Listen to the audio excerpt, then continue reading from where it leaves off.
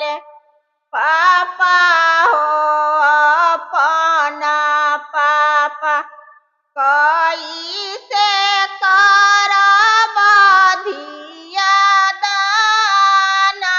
हे आहे जई सहिया होए बाबा छिपवा दान कइल ओई से करी धिया दाना हे आहे जई सहिया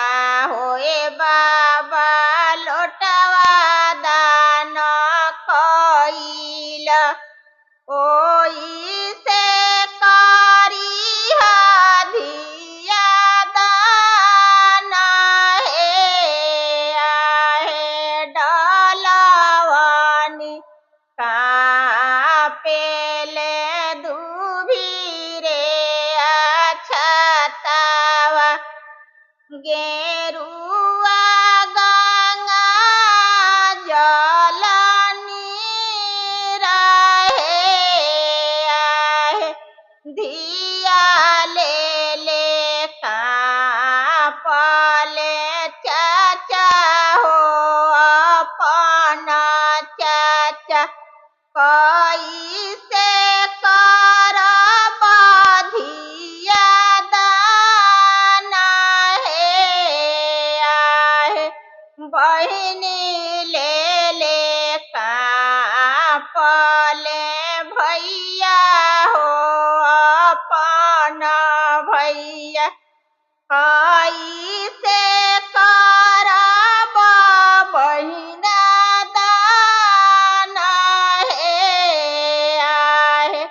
जई सहिया होए चाचा गैया दान कइल ओई से करी धिया दाना हे आहे जई सहिया होए चाचा सोनावा दान कइह ओई से करी धिया दाना हे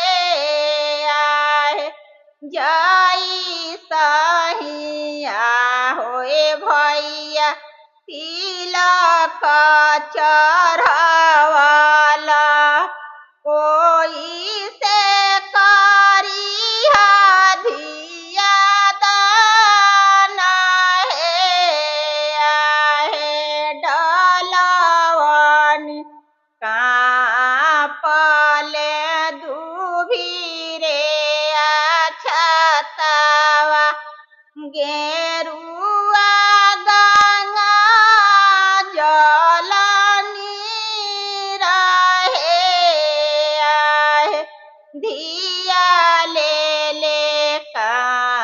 कापले पापा हो अपना पापा कैसे करब धिया दाना हे आहे जई सहिया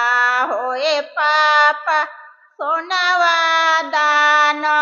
कइल ओई